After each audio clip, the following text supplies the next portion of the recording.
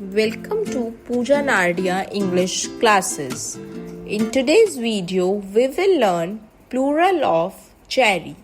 First of all, let us know types of noun in number. Noun in number are of two types, singular and plural. When noun is one, it is called singular. जब noun की संख्या एक होती है तो इसे singular या एक वचन कहा जाता है. When noun is more than one, it is called plural. जब नाउन की संख्या एक से ज़्यादा होती है तो इसे प्लूरल कहते हैं और हिंदी में बहुवचन.